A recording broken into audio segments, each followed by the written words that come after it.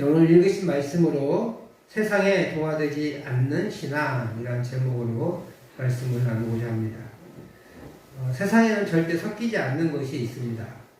예를 들어서 우리 사진 하나 보실까요? 이 물과 기름은 절대 섞이지 않습니다. 지금 저 잔에 물을 채우고 기름을 쭉 부으니까 섞이지 않는 모습을 보게 되죠. 나중에는 저 기름이 위에 뜨게 됩니다. 그런데 이런 물과 기름도 섞일 수가 있어요. 바로 계면활성제라는 거예요. 다음 슬라이드를 주시면 이 계면활성제라는 건데 이 아래가 물이고 위가 기름인데요. 계면활성제라는 걸 넣으면 저렇게 중간에 약간의 층이 또 생겨요. 그래서 그걸 섞어버리면 저렇게 물도 아닌 기름도 아닌 것이 생겨나는 거예요. 그래서 이것저것 많이 활용합니다. 우리가 가장 많이 쓰는 데가 뭔지 아세요? 네, 매일 쓰는 퐁퐁, 샴푸, 비누 안 들어간 데가 없어요. 화장품에도 들어가요. 그래서 이 기름을 물에 섞어서 많은 다양한 농도로 만들어낼 수 있는 거예요. 계면활성제가 없으면 설거지가 너무 어려워지고요. 그리고 계면활성제를 섞지 않으면 머리에 기름기를 빼낼 수가 없습니다. 계면활성제가 없으면 얼굴에 기름기를 제거해낼 수가 없는 거예요. 그래서 모든 세제들에는 계면활성제라는 게 들어가요. 다만 계면활성제를 쓰면 몸에는 이롭지 않아요. 심지어 우리가 양치에도 쓰거든요. 몸에는 이롭지 않은 거예요. 몸에 섞이게 되는 거예요. 몸에 들어가기도 하니까. 그래서 몸에 이롭지 않으니까 이 화학적 계면활성제는 굉장히 몸에 안 좋다고 그래요. 예전에 이런 건강상식이 별로 없을 때는 다 화학 제품을 썼어요. 그러니까 트러블도 많이 생기고 그렇게 일어나는 몸에 이제 역반응들이 일어나는 거죠. 또 민감한 사람들이에요. 그래서 계면활성제는 어떤 것을 썼느냐에 따라서 비누, 샴푸, 퐁퐁의 가격들이 달라지는 거예요. 천연이냐 아니냐, 천연에 가깝냐 아니냐, 천연 유래 이런 거 있잖아요. 그런 거 사실은 천연에서 유래는 했는데 그냥 계면활성제를 썼다는 거예요. 화학적 계면활성제를 완전히 천연 것만 사용했을 때 그 상당히 고가여서 우리가 돈을 여기 쓰기에는 조금은 아까운 정도의 것이에요. 그러나 몸에는 덜 해롭죠. 그러니까 최대한 몸에 덜 해로운 계면활성제가 들어가 있는 제품이 좋은 제품이에요. 그래서 오직하면 천연은 너무 비싸니까 천연 유래라고 했겠어요. 어찌 보면 신앙인과 비신앙인은 이렇게 물과 기름과 같은 존재들이에요. 절대 섞일 수가 없어요. 사는 세계가 다르기 때문에 그래요. 우리는 영적인 세계를 살아가야 하고 그 하나님의 법에 맞게 살아가는 사람들이에요.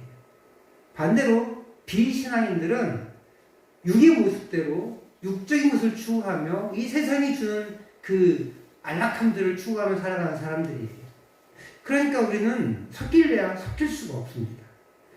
하지만 함께 살아요.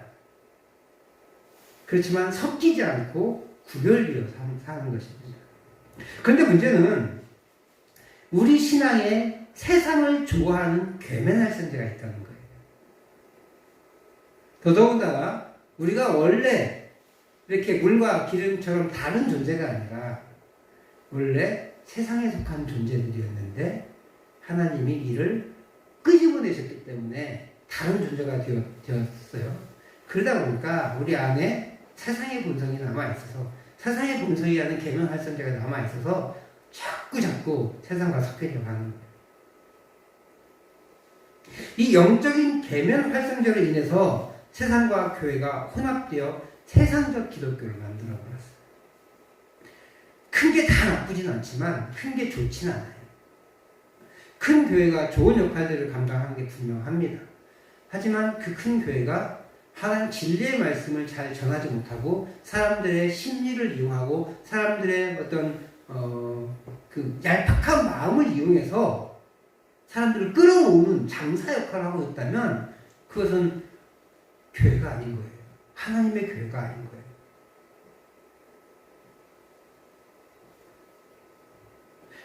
우리는 그 영적 계명 활성제로 말미암아 늘 쉽게 세상과 닮아져 가게 되어 있습니다. 그래서 세상적 기독교를 너무 쉽게 만들 수밖에 없게 됩니다.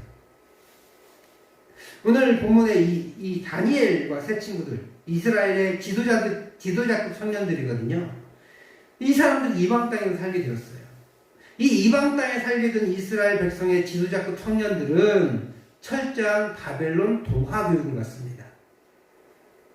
우리 일제시대에 황국신민 그 법을 해서 황국신민을 만들려고 했던 이 일제들처럼 이 바벨론도 그렇게 지도자급 사람들을 뽑아와서 바벨론 식민을 만들어서 바벨론을 위해서 일하는 사람으로 만들려고 했다는 거예요.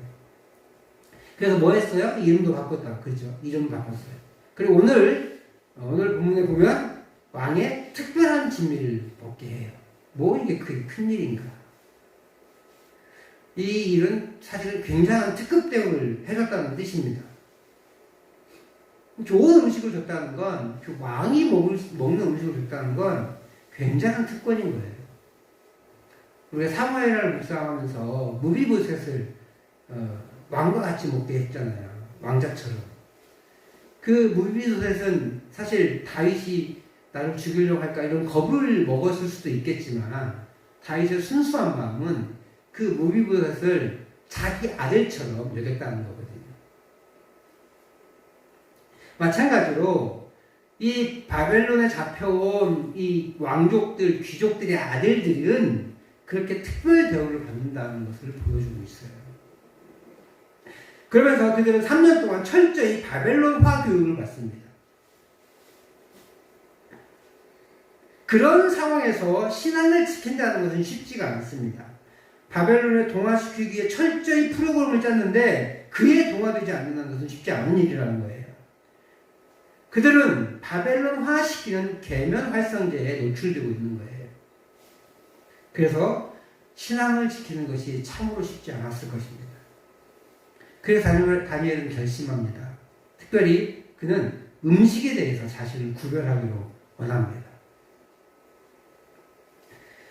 사실 그래요. 그 이름을 개명하지 않겠다. 야, 벨드사살 그러는데 저 벨드사살 아닌데요. 그러면 반항이잖아요. 학명이고. 그러니까 그렇게 되면은 그 무리에서 살아갈 수가 없는 거예요. 우리 조선시대, 그 일제시대, 일제강점기 때 창씨개명을 하라고 했을 때 창씨개명 아래서 사람들이 많이 죽었죠. 굉장한 큰일이라고 생각합니다. 물론 핵심을 바라봤을 거예요. 목숨을 걸고라도 저항하느라고 이름을 바꾸지 않은 사람도 있어요. 그런데 일본에 가가지고 사는 사람들이 창씨개명하지 않고 어떻게 살아요? 못 살죠. 그러니까 창씨개명을 하라고 했을 때 그들은 받아들여야 했습니다. 아마 그러지 않았으면 목숨을 부지할 수 없었을 것이에요. 교육받지 않겠다! 라고 하면 또 어때요? 수업 중에 안 나타나요. 근데 그 사람들이 수업한 그 바벨론 교육을 시킨 이유가 뭐예요? 이 사람을 볼모로 잡는 것도 있지만 더 중요한 것은 이 사람을 완전히 바벨론 사람을 만들어서 바벨론을 위해서 일하는 사람을 만들어야겠다라는 거거든요. 그런데 거기에 동조하지 않고 수업을 듣지 않아요. 그럼 누가 그 사람을 계속 봐주면서 밥 잘 먹여주고 그러겠어요. 감옥에 보내거나 사형을 시키지. 살려줄 이유가 없습니다. 결국 이 둘을 거부한다는 것은 창씨개명과 그 바벨론 교파 교육을 거부한다는 것은 죽음에 이르게 됩니다. 그렇습니다. 이방인 문화 속에 살면서 이방인들과 부대끼며 살아야 합니다. 이들은 하나님이 그들을 죽어라! 순교해라라고 하지 않으셨다는 거예요. 그 사회에서 살아가고 그 사회에서 살아남아라라고 말씀하셨어요. 놀랍게 있잖아요. 예레미야에서 가면은 그게 하나님의 뜻이라고요. 에레미야에서는 이방에서 살아남아라. 그 기간이 오래될 텐데 살아남는 게 내 뜻이다. 거기에서 살아남아라 그래요. 왜냐하면 그 기간을 통하여서 하나님이 이스라엘을 개혁할 것이기 때문에. 그게 에레미야의 메시지예요. 근데 에레미야가 얼마나 속상하겠어요. 그러니까 눈물에 던지자는 거예요.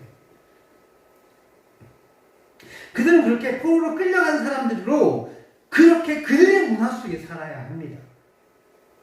홀로 도야청청한다면 목숨을 잃을 수밖에 없어요. 하나님은 그들을 끌려가게 내버려 둔 것은 죽이려고 하신 게 아니에요. 그곳에서 살아남으라. 더 중요한 게 있어요. 이게 놀라운 비밀이기도 한데 이방 민족들이 아니 이스라엘 민족들이 가나안 땅만 구별되었고 가나안 땅에서만 예배드려야 한다고 믿었거든요. 제사 드려야 한다. 근데 바벨론으로 끌려갔어요. 그럼 제사 드릴 수 있어요? 없어요? 없잖아요. 다른 말로 표현하면 예배 드릴 수가 없어요. 근데 환경적인 이유도 있지만요. 그것은 부정한 땅이기 때문에 그래요. 그곳에서 예배 드리면 부정한 거예요. 그래서 예배를 드릴 수가 없는 거예요. 제사를 드릴 수가 없는 거예요. 그 사람들은. 근데 하나님은요. 예레미야서와 에스겔서를 보면은 그곳이 한 새로운 성전이라고 말하세요. 그곳에서 예배가 드려지는 것을 원하신다는 거예요. 그게 오늘날로 표현하면 뭐예요? 우리 이방인들, 우리 같은 나 같은 이방인들의 예배도 받으시겠다. 놀랍지 않아요? 바벨론 포로기를 통하여서 하나님께서 무엇을 예표해 놓으셨냐면 이방인들도 예배하셨다는 거예요. 이방 땅에서도 예배하셨다는 거예요. 만약에 그것이 용인되지 않는다면 지금 이 자리에 대한민국 순창군 구미리에서 드리는 예배는 하나님 받으시지 않죠. 이미 바벨론 포로기 때 그것을 열어놓으셨다는 걸 보여줘요. 그래서 그들을 거기서 순교하라고 하지 않으시고 살아남으라고 하십니다. 그럼 그들은 다 수용해요. 창식이면 물론 죽으니까 근데 다 수용하라고 그래요. 말하지 않지않은 성경에서 충분히 용인된다는 뜻입니다. 바벨론 교육? 받으라는 거예요. 우리가 세상 교육 안 받고 어떻게 살아요? 학교 안 보내실 거예요? 받으라는 거예요. 그런데 그렇게 다 놔둬버리면 내 마음의 빗장도 풀리거든요. 여러분 물에 젖을 때 처음에 젖기 좋아합니까? 젖기 싫어합니까? 젖기 싫잖아요. 근데 비가 다 젖어두면 어떻게 돼요? 이제 많이 젖었어. 그럼 포기하고 막 젖어버리잖아요. 죄도 마찬가지예요. 죄도 처음에는 정말 하기 싫어요. 누가 죄 짓기 좋아하겠어요? 근데 조금씩 늘어나면 그게 죄인지 아닌지 구별이 안 돼요. 이거 죄 같지도 않고 심각한 죄 같지도 않고 그래서 그냥 그 죄에 익숙해지는 거예요. 죄에 대한 마음의 빗장을 열어버리는 거거든요. 그럼 죄인지 아닌지 헷갈려요. 그래서 죄에 계속 사무치는 거예요. 그게 무서운 거거든요. 영적 긴장감을 잡을 게 하나 있어요. 그래 다니엘은 결심한 거예요. 음식을 끊겠다.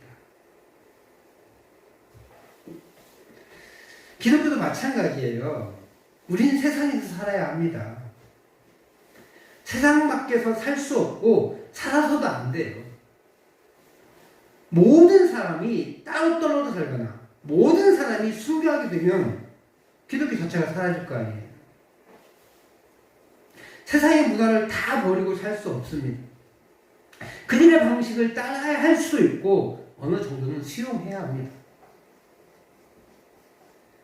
순교도 위대하지만 순교가 모든 신앙생활의 문제를 해결해 주는 것은 아니에요. 순교가 영광스러운 일이면 분명해요. 하지만 순교가 모든 신앙 문제를 해결하지 않는다는 거예요.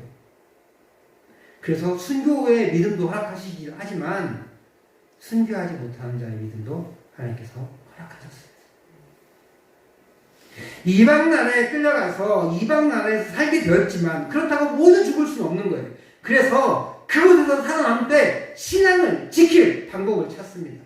최선의 방법을 찾는 거예요. 그래서 다니엘은 뭘 거부했다고요? 음식을 거부했습니다. 왜 또 음식이냐? 일단 음식은 거부해도 티가 안 날 수 있어요. 그게 첫 번째 방법이에요. 또 두 번째로 왜 음식이 나를 부정하게 하느냐? 지난번에 말씀드렸던 것처럼 왕의 진미는 제사상에 드려진 진미일 확률이 높아요. 그리고 이스라엘 사람들은 피가 섞이면 안 돼요. 우리나라 피 안 먹잖아요. 근데 몽골은 피 있는 것이 좋은 음식이더라고요. 제가 몽골에 갔는데 냄새가 되게 나요. 사람들, 우리나라 사람들 잘 못 먹더라고요. 저는 그냥 잘 먹으니까 이 양반 몽골 사람이네 그러시더라고. 이스라엘 사람들은 절대로 피를 먹을 수가 없어요. 피는 생명이기 때문에 하나님께서 피째 먹지 말라고 했기 때문에 그것을 지켜야 돼요. 레위기 율법에 나오기 때문에 그걸 지켜야 되거든요. 그래서 그들은 피를 먹지 않습니다. 근데 이방의 도축 방법에는 피가 섞여 있어요. 아까도 얘기했지만 몽골은요, 피가 일부러 섞이게 도축을 해요. 피 맛을 이 고기 음식에서 나게. 그래야 맛있는 음식이라고 얘기하거든요. 그래서 우리나라만 해도 피가 섞여 있으면 그 고기는 나쁜 고기잖아요. 도축을 잘못한 거잖아요. 이 이방 민족들은 도축 방법에 의해서 피가 섞일 수 있거든요. 그럼 율법을 부정하게 되는 거예요. 예, 율법에 의해서 이 고기는 부정한 음식이 되게 돼요. 더더군다나 이방 땅은 다 부정한 땅이에요. 그래서 부정한 땅에서 먹고 자라난 그런 식물들까지 사실은 부정한 거거든요. 어떻게 보면 이스라엘이 음식을 거부한다는 것은 부정하다고 얘기해서 거부한다는 것은 사실 야채까지도 다 거부해야 돼요. 근데 그렇게 하지는 않거든요. 왕의 진리만. 그랬을 때는 그런 도축 방법이라든지 아니면 제사 드린 것이 때문일 수도 있겠지만 또 한 가지 거기에는 미묘한 정책이 숨겨져 있다는 것을 간파한 거예요. 어떤 거요? 바벨론화되는 거. 음식을 통해서, 창시개명을 통해서, 바벨론 교육을 통해서 임금을 숨겨라 라고 강요하고 있거든요. 그것을 간파하고 다른 건 거부할 수 없는 상황이니까 음식을 거부함으로 왕이 먹지 않는 채식, 그 채식을 먹음으로 나는 그 신앙을 유지하겠습니다. 여호와를 섬기는 신앙을 유지할 것입니다 라고 하는 결단인 거예요.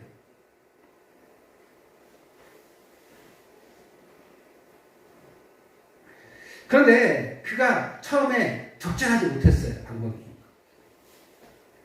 환관장을 찾아갔거든요. 환관장은 이 끌려온 사람들의 그 일을 전체를 관장하는 최고 주기자예요. 고위 공직자예요.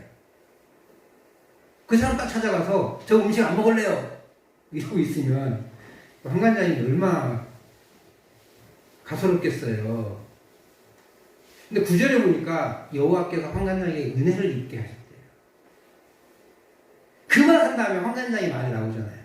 그 말인즉슨 이 8절과 9절, 10절 사이에 그 여호와께서 하나님께서 환관장에게 은혜를 베풀게 하셨다라고 쓴 것은 무엇을 찾을 수 있냐면 지금 이 상황에서 환관장은 다니엘을 죽일 수도 있었다는 거예요. 반항이잖아요. 항명이잖아요. 근데 환관장이 다니엘을 아꼈던 거죠. 야, 네가 안 먹으면 그래서 네 얼굴이 초췌해지면 내가 죽어. 어떡하겠니? 그 상황에서 다니엘이 배째! 그러면 환관장이 살아야 되지 않겠어요? 그럼 순교자로 가는 거겠죠. 근데 하나님이 지금 이 상황에서 다니엘을 순교자로 부르셨냐? 그러지 않은 것 같아요. 그래서 하나님께서 은혜를 베푸셨고 하나님께서 다니엘에게 지혜를 주신 거죠. 다니엘이 원래 지혜로웠던 건 분명한 것 같아요. 그래서 첫 번째 실패하고 돌아 나옵니다. 그 다음에 누구에게 찾아가요? 판관장 아랫사람인 실질적으로 이 다윗과 이 친구들, 다니엘과 세 친구들을 관장하는 감독관을 찾아가요. 그리고 안 먹겠습니다 라고 하지 않고 제가 고기를 못 먹어요. 그러니까 한 열흘만 테스트 해주세요. 그래도 안 되면 원하시는 대로 할게요. 많이 지혜로워졌죠. 열흘이면 괜찮지. 왜냐하면 열흘 정도는 판관장이나 감독관도 이 사람의 얼굴이 초췌해지기 것을 들키지 않을 수 있거든요. 그걸 좋아 그렇게 하자 라고 해서 그가 음식을 가릴 수가 있었던 거예요. 음식을 가리는 게 중요한 게 아니에요. 뭐가 중요해요? 다니엘의 결심이 중요한 거예요. 그래서 다니엘만 나오는 것이 아니라 그들이라는 표현이 나오는 거 보면 이 세 친구가 같이 활동했던 것으로 보여요.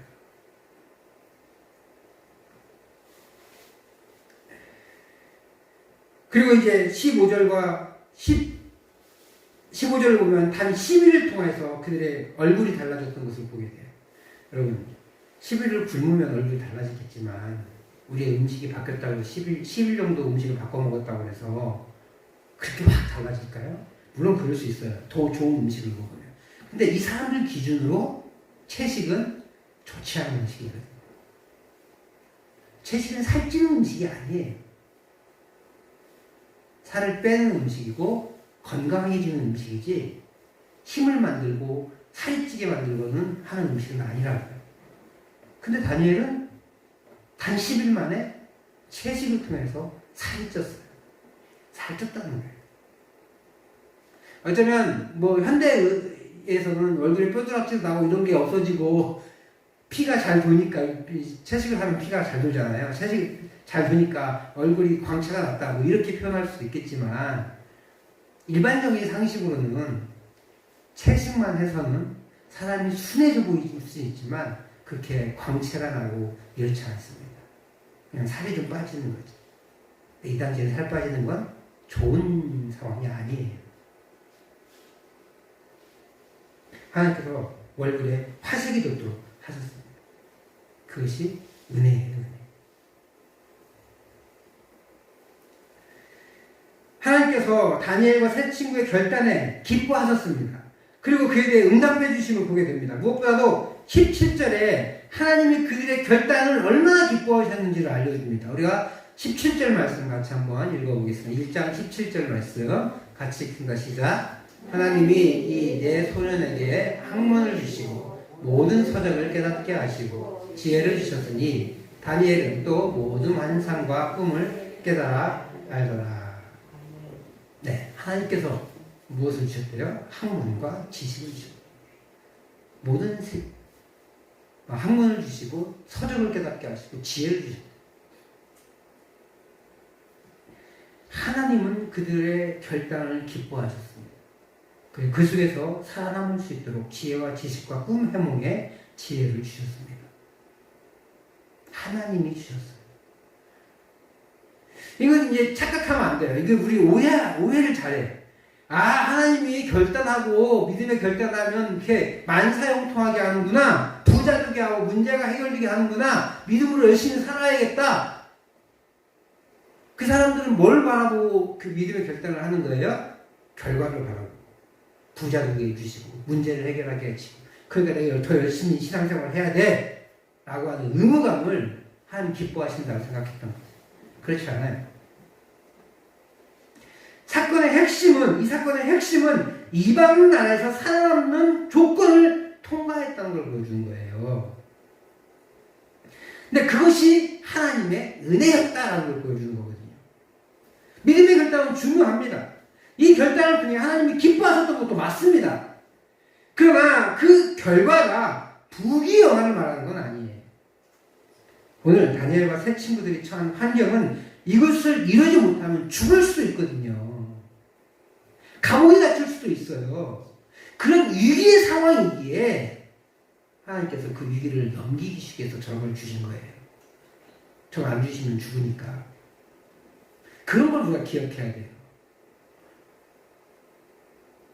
마치 어떤 신앙적 결단을 하면 진리의 예루살렘처럼 문제가 해결되어지고 내 소원이 이루어지고 그런 것처럼 이 17절을 오해할 수 있는데, 그래서 제가 일부러 17절까지 안 읽은 거거든요. 결단 자체를 중요하게 여기세요. 기뻐하시는 거예요. 그래서 부자들이 만든 게 아니라 그 문제가 해결되어야 생명을 유지할 수 있고, 하나님께서 이 바벨론 땅, 갈대아 땅이라고 하는데, 갈대아 바벨론에서 하나님의 사명을 감당할 수 있게 하기 위해서 그들의 생명을 유지시켜야 했기 때문에 저 지혜와 지식과 꿈 해몽을 주신 거거든요. 적국에서 그들은 믿음을 지키기 원했고 그를 위해 최소한의 결단을 합니다. 기억하십시오. 최소한의 결단이에요. 안 그러면 저 아까 앞에 얘기했던 거 창세기 배경 반대해야 되고 교육도 반대해야 되는 거거든요.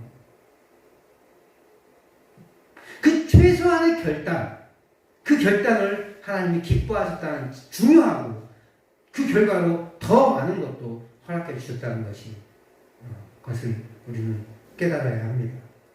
사랑하는 성도 여러분, 오늘 다니엘과 세 친구는 이방 땅에서 부정해질 수밖에 없는 삶을 살아야 했습니다.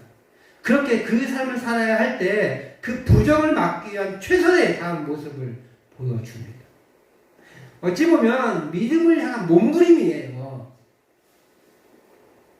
어떻게 보면 목숨 건 몸부림인데 완전히 목숨을 걸진 않았어요.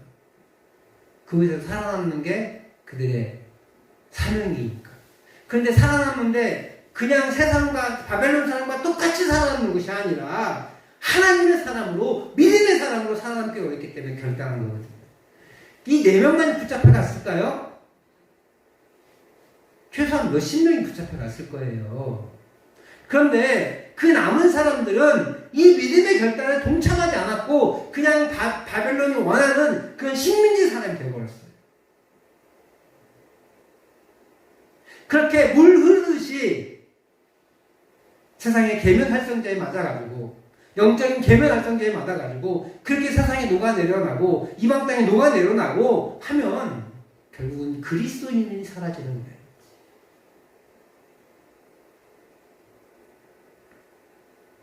경교라는 종교가 있는데요. 아마 우리나라 가야 시대에 우리나라에 들어온 것 같아요. 이 경교는 기독교예요, 기독교. 그런데 중국에 들어가면서 완벽하게 중국의 불교를 닮아가요.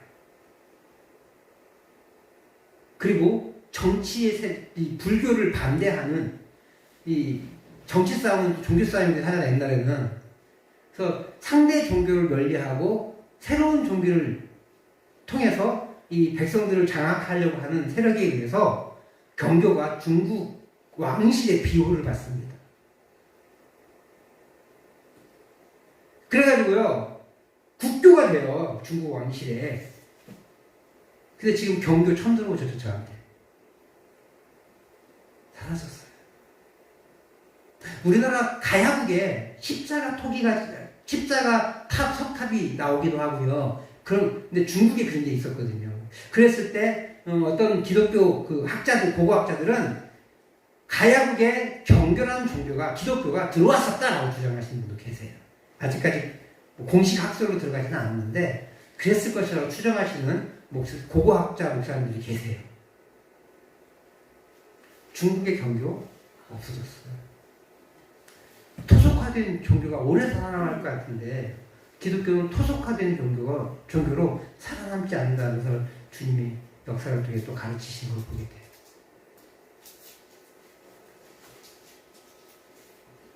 바벨론에 끌려간 수십 명의 젊은이들이 단 4명만 신앙을 지키고 나머지는 지키지 않았어요. 뭐 때문에? 어떤 것을 통해서 파악할 수 있어요? 그들은 다니엘의 결신에 따르지 않았고, 그들은 신상에 절하라고 했을 때 그 죽음을 무릅쓰지 않았다는 것을, 그대로 그들의 요구에 그대로 따라므로 하나님의 비호를 받지 못했다. 죽음의 결단을 하지 않으니까 그렇게 더 잘 살아남았는데, 유대인 그리스도인으로 살아남은 게 아니라, 이스라엘 백성으로 살아남은 게 아니라 바벨론 백성으로 살아남아서 성경의 역사에서 사라진 게 된 거죠.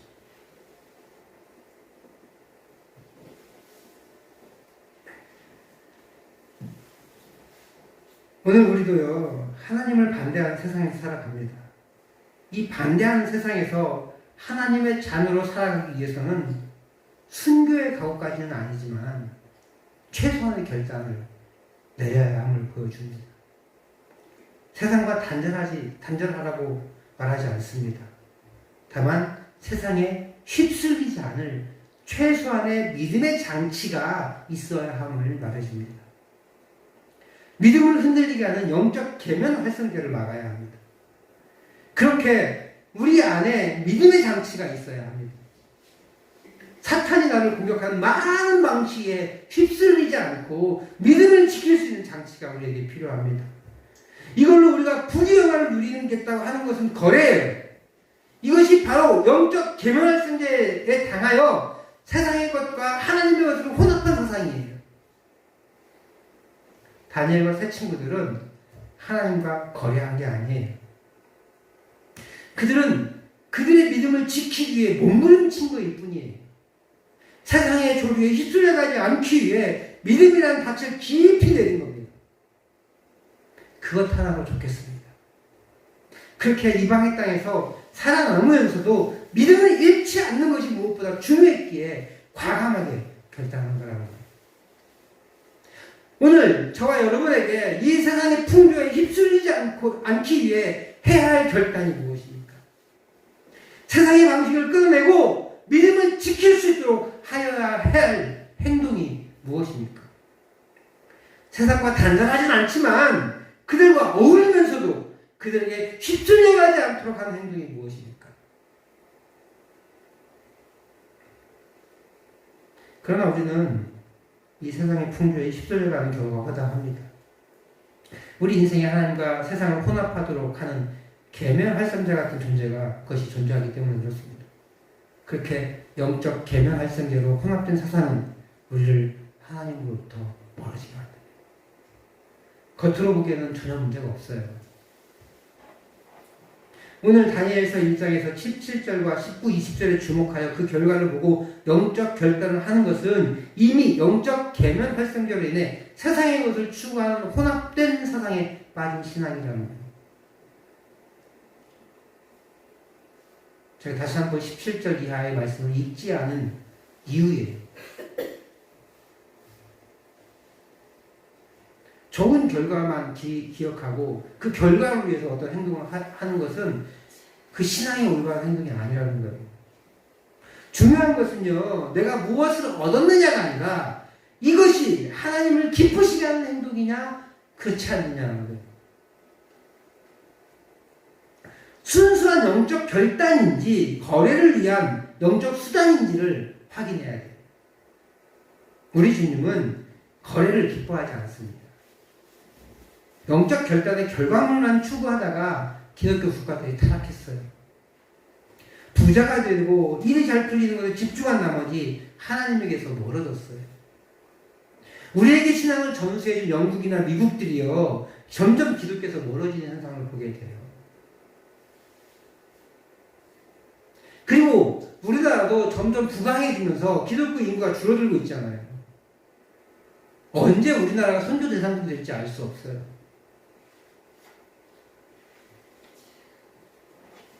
결과가 아니라 과정에 집중해야 되는 걸 철저히 보여주는 거예요. 신앙은 과정입니다. 신앙은 하나님과의 교제입니다. 다른 것에 집중하는 것은 실패를 초래합니다. 사랑하는 성도 여러분, 오늘 우리는 대한민국이라는 이방 세계에서 살아갑니다. 우리는 신앙인이란 이름으로 대한민국이라는 이방 세계에 포로로 붙잡혀와 그들의 인재가 되도록 훈련받는 포로민입니다. 그래서 철저히 세상의 교육으로, 세상의 방식으로 살아가야 합니다. 그렇다고 이런 교육에 그대로 휩쓸려 살 수 없습니다.